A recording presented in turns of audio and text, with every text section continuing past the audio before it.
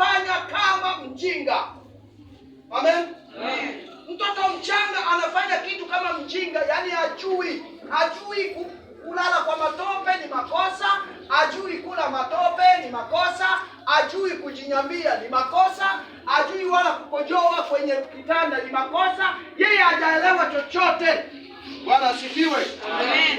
Hebu tusome, enda kwa hili andiko. Soma Matendo ya Mitume 1:17 samani, macho ya unje 17:30. Matendo ya Mitume 17:30. Matendo ya Mitume 17:30. Ndio, andiko nasema. Basi zamani zile za ujinga Mungu alijifanya kama hazioni. Zamani za ujinga Mungu hakuzihesabu. Makosa tuliyoyafanya wakati tuko wapagani Mungu hayahesabu. Amen. Tutakwambia kitu moja ambacho shetani anafanya. Mtu akiokoka na mfano hivi leo ufanye dhambi, alafu kesho uende kanisani umeokoka. Shetani wakati utasimama tu shetani atakwambia, unaenda wapi wewe? Sasa tu ndio ulifanya hiki wewe. Sio wewe unataka na mtu fulani gani bwana wewe? Kabisa umefanya nini? Mimi Mungu sitakusikia. Unaona vile anafanya? Anaweka Mungu mshoni. Anasema mimi Mungu hata ukiomba sitakusikia. Na unafikiri kweli ni Mungu? Moyo wangu na gogo unasema Mungu atanisikia. Wewe huyo si Mungu. Ukiokoka umeokoka, sema amen. Amen. Amen. Amen. Kwa hiyo nataka kusema wakati wewe ni mtoto, mambo yale ya ujinga uliyoyafanya Mungu amehesabu. Sasa umekuwa mtoto. Amen. Amen. Amen. Amen. Sasa tuone watoto pia. Amen. Amen. Tuone tabia ya watoto iko namna gani.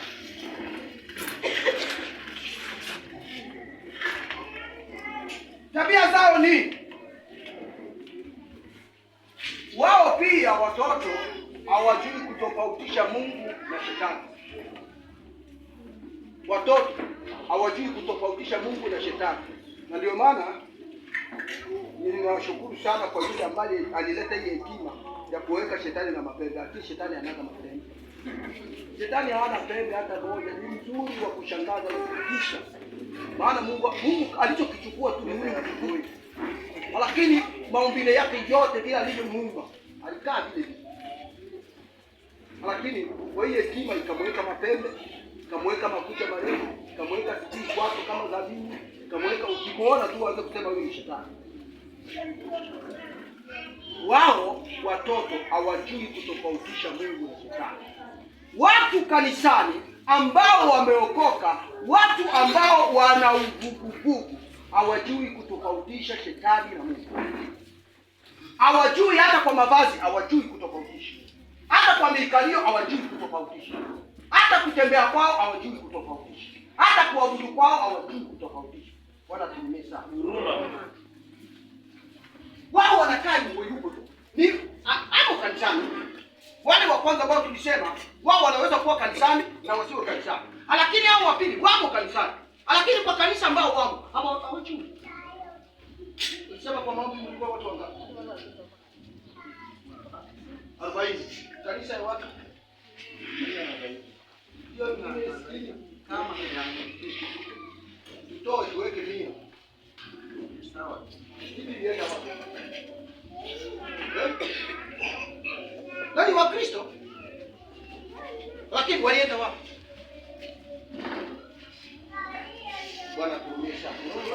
Ndugu zangu, nataka kukwambia kwamba sisi ambao tumo kanisani hatupaswi kuwa watoto. Ona tabia zao.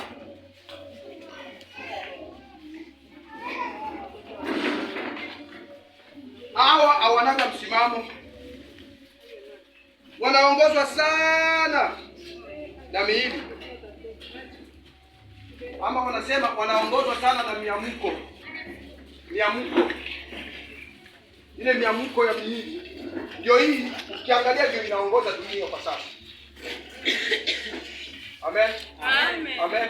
Amen. Sasa uangalie wa Kristo ama watu wazima na watoto. tutawatambua ni Wakristo wanaingia kanisani. Wanaweza kuwa ni waombaji, wanaweza kuwa ni wahubiri, wanaweza kuwa ni wachungaji, wanaweza kuwa wazee wa kanisa, lakini bado hali yao ya utoto, ya utoto. Hivi kweli tuseme kabisa, mtu kweli anaweza enda dukani ama kwa tayari, si wanaenda siku hizi wanashona nguo, hiyo nguo inapika hapa hivi, inajishikilia yenyewe hivi kwa nyumbani. Ya mtu ya mimi. Ile nguo ni uwaga na ipenda. Mali mwingine mavazi ya uwaga na ipenda. Je, inakufaa? Hiyo mavazi inakufaa? Hivi kweli tuseme hivi? Hivi kweli unaweza kwenda dukani hata kama itauzwa 10,000 na mtu amekupatia 10,000 ndio ununue nguo. Alafu kaenda dukani ukanunua watu tano hapa hivi na ndio 10,000. Kweli na ukani mama hapa mbele. Bwana sifiwe. Kweli unaonaje? Watoto kanisani wao ni amko tu, zile mwili unaona ni sawa. Bwana turudie sana mama ya mingi, yaani wao hawana mwelekeo. Tuendelee kuwasoma wote, tunatuambia nini wako.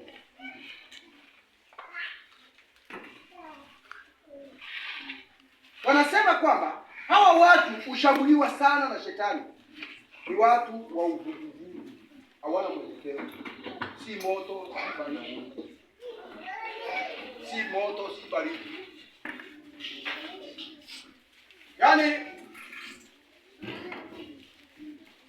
hivi tunasema huko nani atakuwa? Niko kwenye Anastasia Mkapa. sasa basi baya imekali damu inalia. Mwanadamu ndakai huko. Alafu wewe uambiwe ukae katikati, ndio unaangalia wewe ataenda huko na wewe ataenda. Muone katika hii kanisa, katika kanisa langu, katika kanisa la Mungu. Utaona wengine wanasema kama ndio mmoja. Wanaenda. Hapo unaweza kujua hao ni ndio kanisani au wanataka mwelekeo. Ndio maana wao watoto na wachanga wako sawa sawa, sababu hawajui kutofautisha mambo. Amen. Amen. Amen. Je, katika hayo makundi mawili tayari ambayo tumetaja huko katika kanisa, wakisema twende kanisani, kweli unaenda na moyo? Amen. Amen. Amen. Nishaenda sana, dakika tunaenda hivi. Endelea basi. Endelea tu. Ogopa sana.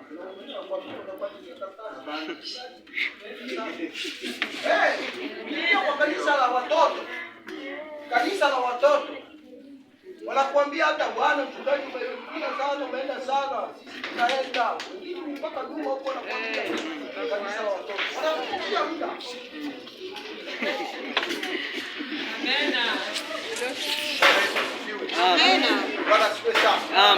Kwa hiyo nataka kuambia watoto wadogo, watoto ambao wa kiroho, wanasema watoto wa kiroho, hao watu hawanaga mwelekeo, ni watu wa uvuguvugu.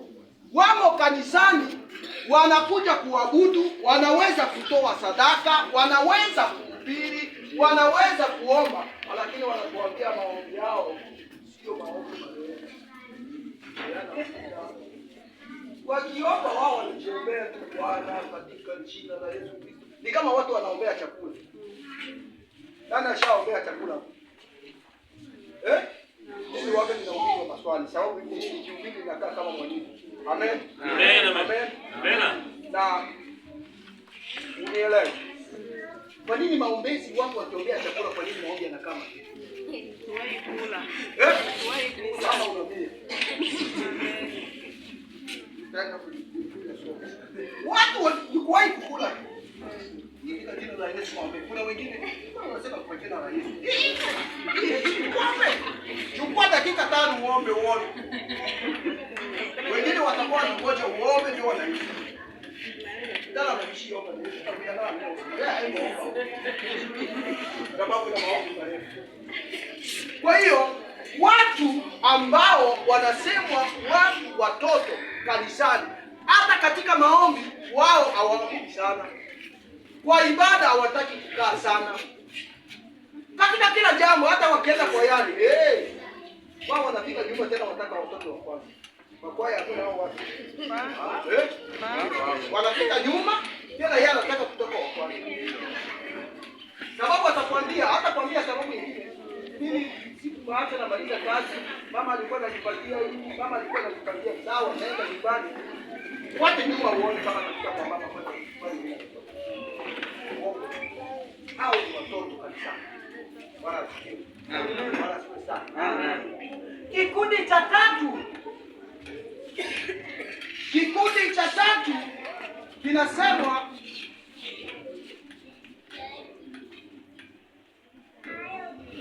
hata kwanza nirudi kidogo. Wanasema hao watoto hata kutoa sadaka wao wajua. Kutoa sadaka. Ubishi wao ni sadaka. Waje sadaka tunatoa wake ni sadaka. Hivi ushaona Mungu anashuka mle mkanisa akachukua sadaka kaenda naye? Aseme tuombee sadaka tumpatie tukabidhi Mungu matoleo. Hivi kweli Mungu ashakashuka pale mwende sana akachukua sadaka kaenda naye? Si wanakula mapasta tu. Na ndio maana makanisa yanakuwa mengi. Hapa kanisa. Ukaa naye siku mbili na yeye ndani unataka nini? Wewe ndani wewe. Wewe kanisa ndio ni shida yake ni lako. Ili kwa katika kanisa la Mungu. Amen. Ni lako. Watu wa Mungu, acha nikwambie, acha niseme kabla sijaingia katika swali. Watu wa Mungu. Wakristo hawanaga mgeni. Ndio maana ukisoma katika kitabu cha Waefeso, ile sura ya 2 na mstari wa 19 inasema ni hebu kwanza kidogo hapo. Shap. Efeso 2 mstari wa 19.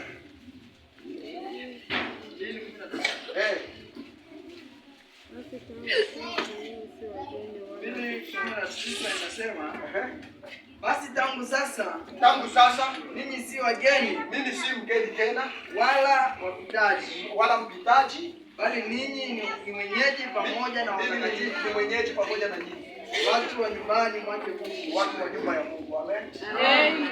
Kristo akikimbia kutoka Kongo ni Mkristo, kufika Kenya ni Mkristo.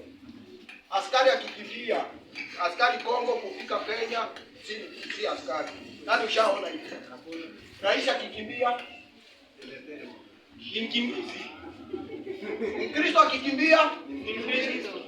Pastor akikimbia ni pastor. Reverend akikimbia reverend. Askofu akikimbia askofu. Sasa unajaza hiyo. Sasa kwa nini tusijivune? Kwa nini tusijivune? Lazima tujivunie tuna Mungu.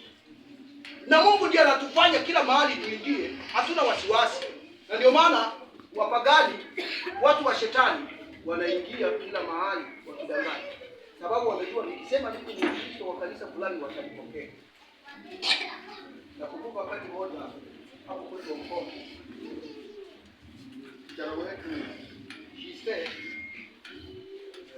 kijana wetu wa shimo alienda mbele. Kuna kijana wake walikuwa wanamuita Benja.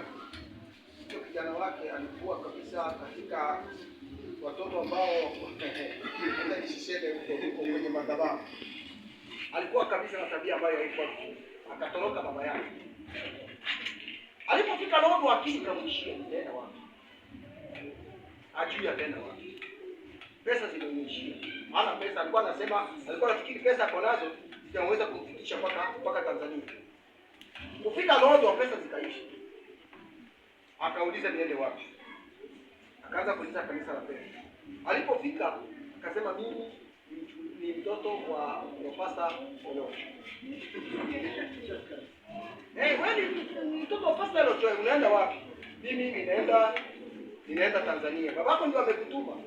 Aseme mimi naona maisha ya kukaa huku kabini imeshinda. Lakini vile nilivyoona nimekwama, afadhali nirudi. Basi ndio ulale hapa. Kesho simu. Wewe kuna kijana wako umepotea? Kijana wako hapo wangapi hapo nyumbani? Sema wote wapo. Hakuna kijana wako umepotea, sema hakuna. Basi bahati nzuri nilikuwa nimejua kuna kijana wa jirani ambaye amepotea. Nikasema hapa kuna jirani yetu amepoteza kijana. Hatujui hapo wapi. Hapo namna gani? Kamwambia. Anaitwa nani? Kamwambia asema ndio huyo hapo hapo. Amesema wewe ni mtoto wako. Nikasema hapana, ni mtoto wa jirani. Ngoja kumfundisha. Kabisa baba yake asema basi akae hapo kabisa. Kwa hiyo nataka kusema watu kupenya katika nyumba ya Mungu, wapagani wanakuja wanavaa nini? Kristo. Wanasema mimi ni Kristo.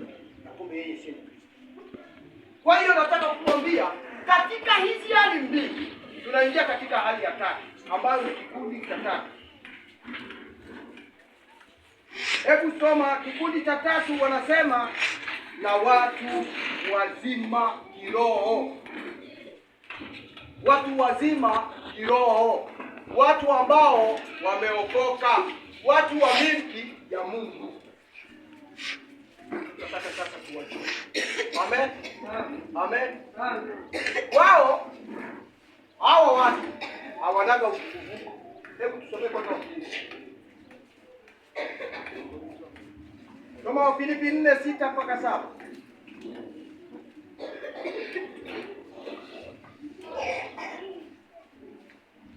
Filipi 4:6-7. Nasema msijisumbue kwa neno lolote, bali katika kila neno kwa kusali na kuomba. Kaa chini kidogo. Hao watu ambao ni watu wazima kiroho, hao watu wanajishughulisha sana katika mambo ya kuomba na kusali. Endelea. Pamoja na kushukuru. Shukrani.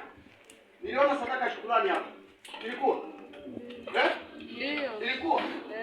Wangapi waliweka? Wangapi waliweka? Wawili. Hata mimi sikuweka. Niliogopa nisije nikarudia sadaka nilipiga tu kitu. Kwa basi nishaandaa hii hata jana. Hata mimi sikuweka. Haja zenu na zijulikane na Mungu. Haja za hao watu, mahitaji ya hao watu ambao ni watu wameokoka, wakubwa ambao ni watu wazima kiroho, haja yao inajulikana na nani? Na Mungu. Wewe yako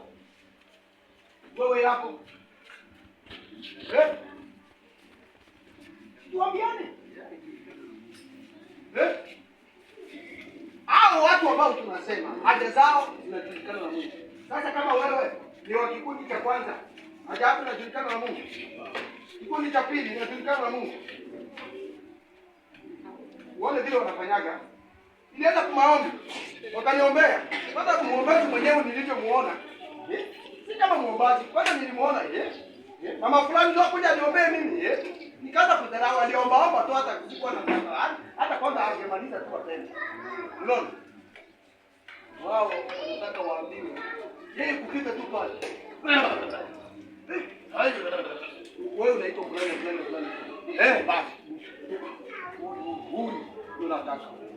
Yaani wao wanataka mambo ya kuwaguza, ndio mambo yao. Miti shamba umwambie vile unaenda, ukiingia kwako usiingie na mguu wa kushoto, ingia na mguu wa kulia. Ukitaka kusalimia mke wako umsalimie kwanza ukimgeukia nyuma. Ukitaka hivi, hao ndio watu wanataka. Na hao watu wamo kanisani. Wamo kanisani.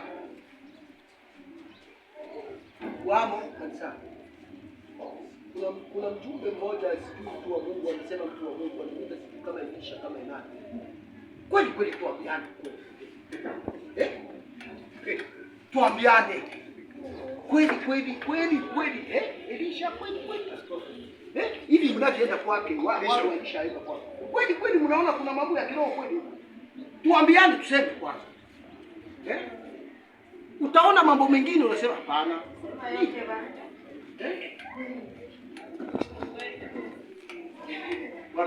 kuzihesabu. Watu wa Mungu haja zao zinajulikana na Mungu. Hata tuone wanatuambia hapa, ni kundi linalojua kufunga, linalojua kuomba, linachukua muda katika neno la Mungu. Wanachukua muda katika neno la Mungu. Wanani wanachukua muda kusoma Biblia? Kusoma tu Biblia. Wangapi?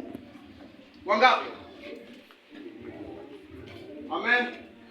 Barikiwa. Amen. Wangapi wenye wasomi sababu sina ana Biblia? Hausomi neno kwa sababu hauna Biblia. Basi njoo nyumbani uchukue Biblia. Ninakupa ruhusa. Uje nyumbani kwangu utajua mimi ni mjomba wako, nenda nyumbani kwangu uchukue Biblia. Sawa? Utakuja siku gani na saa ngapi ili nikusubiri ama ikufuate mpaka nyumbani? Nihakikishe nimekuletea. Amena. Nilete nyumbani. Utakuja. Haya, karibu. Anasema yeye hasomi neno kwa sababu hana Biblia. Yawezekana watu ni wengi, kuna wakati tunapewa Biblia ile. Sasa unaangalia ni aje nani. Unajua wakati mwingine sisi wachungaji tunajua namna tunagawa hivi vitu. Tunaangaliaga huyu ukimnyima huyu. Mji wote mzima tutakalo mpaka mwingine.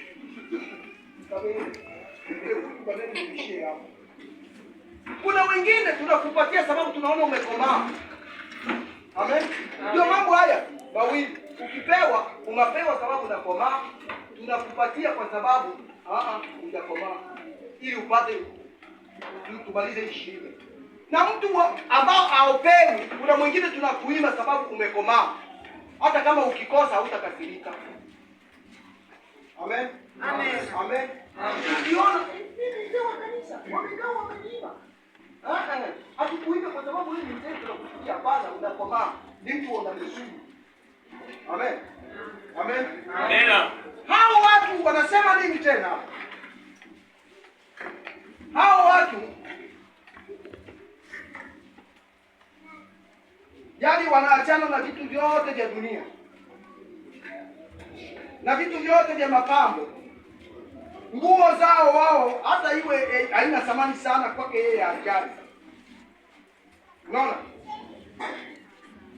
Hawa watu hawajali sana na vitu vya dhahabu, kujipendezesha, mpaka aonekane kabisa.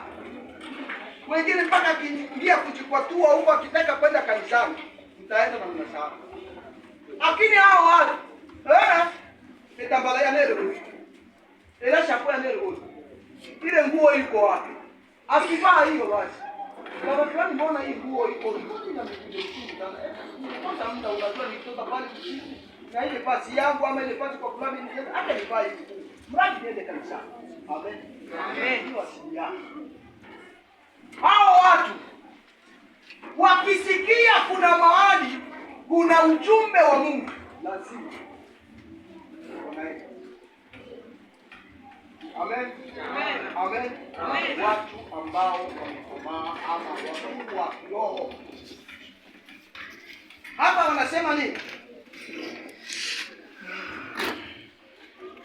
Hao watu wanajua thamani ya msalaba. Hebu soma Wakorintho wa kwanza 1.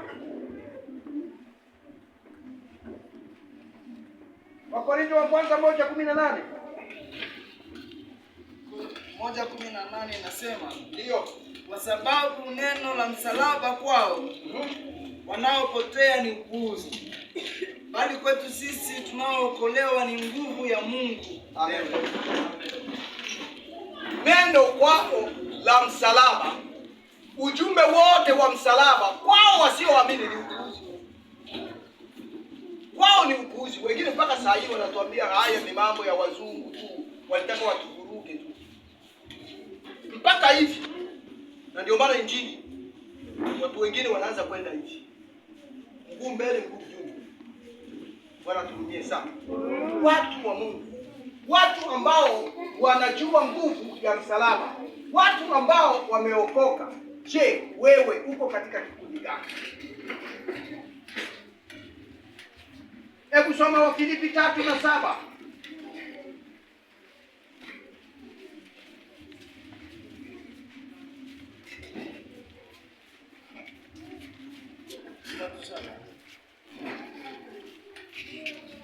Tatu saba inasema, Ndio.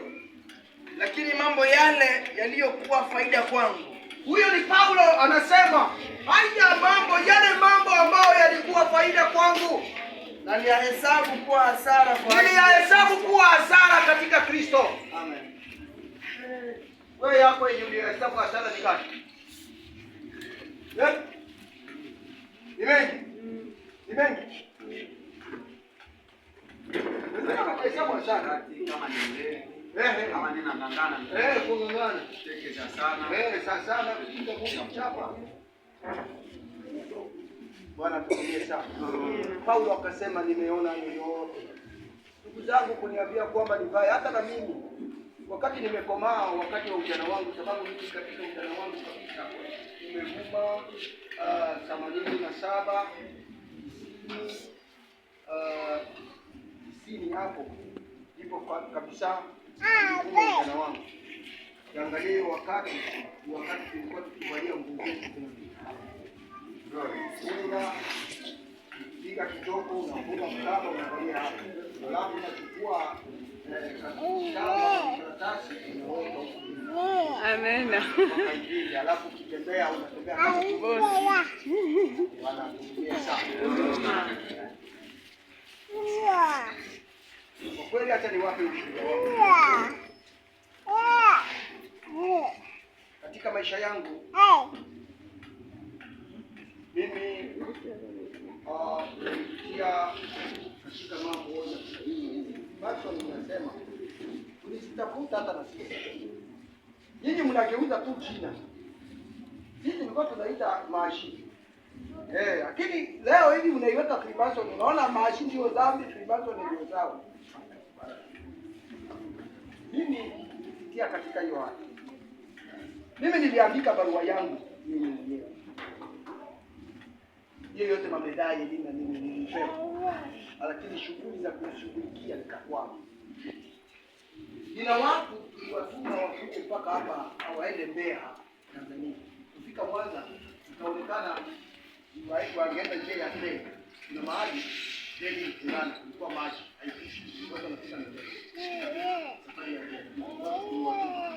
Ili watafute vitu tunavyotaka. Hii kazi ianze.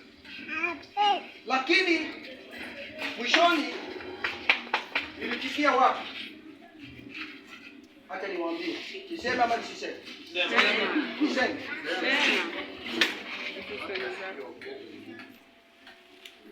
Tulikuwa tukifanya hivi. Sababu wakati huo tulilewa sana na pesa. Tulikuwa tukipata pesa. Naenda tunalipa mahali, tunapata pesa. Sasa watu wanakuuliza hizo pesa unazipata wapi? Kaambia hapana, hizi pesa tunapata kuzini. Watu ambao wanakuletea pesa. Utanipatia na mimi utanipeleka kupeleka. Kiingilio ni ngapi? $10. Sawa, tutakuta. Mtu anajikaza, mwanaume mzima, baba mzima. Unapata sisi vijana bado watoto, baba mzima. Ndio tutakuonesha. Sharti kwanza ni hizo za kuonekana kwa mkoa. Kama itakuwa kwa fulani ama itakuwa kwa bora sawa. Tutaenda kesho, tutatoka hapa sababu makaburi yako mbali. Tutatoka hapa saa 5:30. Tufikie makaburi tufike na saa 6 kamili. Tufike saa 6 mpaka saa 7 tuwe tumemaliza. Sawa. Tunaandaa mtu mwingine nenda. Lazima kwenye makaburi tutapata kuna kaburi moja ambalo ni watu pengine wanasema mtu hapana, hawatazika tena huko amezikwa kwake, ama walichimba wakakuta kuna jiwe wakaacha. Sasa hiyo kaburi itabaki. Hapo ndio kwenye mwingine mmoja wetu anafikia. Yeye anatangulia. Analala hapo. Akilala hapo anafunika shuka nyeupe. Katika shuka nyeupe anafunga samani ndio yangu. Anashika mtu alafu anaweka alafu anakuja akitoka kwenye kaburi anaweka wewe unaona taji, kofia na mtu mrefu. Unamwona akiwa kofia iko huko juu, unamwona ni mrefu. Amen. Amen. Amen. Amen. Alafu anakuja akikuongelesha. Sasa alafu anakuongelesha. Tunakuambia hivi. Huyo mtu akitoka hapo kaburi, utabaki nyinyi wawili unaongea na yeye. Mimi nitakuacha. Si unaletwa na mtu nyumbani? Utaongea na mtu makaburini. Alafu mimi nitakuacha. Wewe kufika pale unaanza muita, nakwambia jina ambalo utaita, unaita hiyo jina unaita. Unamwongea, unaambia mahitaji yako yote. Alafu mimi nitakuwa ni wewe. Sasa unashika bushi, Unasema bushi mshumaa. Unashika bushi pande hii na nyingine pande hii. Zinawaka. Je, bushi ikiwaka na iko kwenye mkono utasikia ni hakuna pale na itatoka. Hiyo supu zitakuchoma. Sasa wewe unakaa. Unaanza kuomba. Fulani kuja, mimi nakutaka, nataka pesa, na nini. Huyo mtu anaanza kujipanga kwa kaburi. Namna ya kufunga ile kitu chake, kusimamisha ule kujipanga. Wewe ndio unaniita. Sasa hata tusalimiane mikono kwa mikono. Anakuja pole pole. Kwanza wewe tayari uko kesho. Uko peke yako makaburi. Ule mtu anaanza kukusogelea na ni mtu tu wa kawaida. Hata ukisimama mwambie tu yule anayepo bila hata sababu ya uoga na kitisho ambayo wewe unasimama unakaa. Anakuja yule ambaye alienda. Kama ni mimi nitakuwa nimeenda, sitaenda mbali, ninakaa karibu na mawe, ninakaa ule upande ambao ule upande wa kaburi, ili nikuelekeze mawe.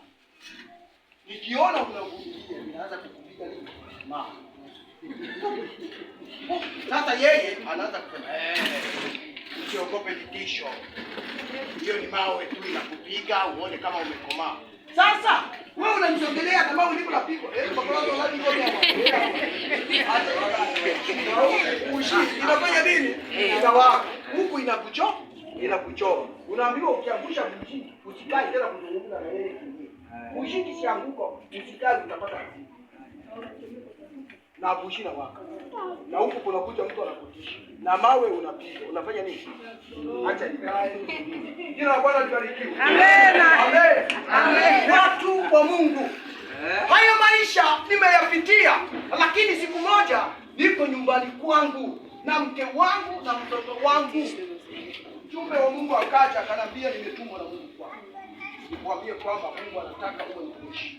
Amen. Amen. Amen. Amen. Yaani kaenda kupiga magoti kwa wapesa na siku hiyo. Amen. Amen. Na ujumbe mwingine Mungu akaniambia hata ufanye nini hautafia katika nchi yako. Utafia katika nchi yako. Nilikuwa ninapenda nchi yangu sana. Hata hivi leo ninapenda nchi yangu sana. Lakini ninapoambiwa huu ujumbe nitafia katika nchi ya ugeni. Nchi gani? Bwana tuongoze sana.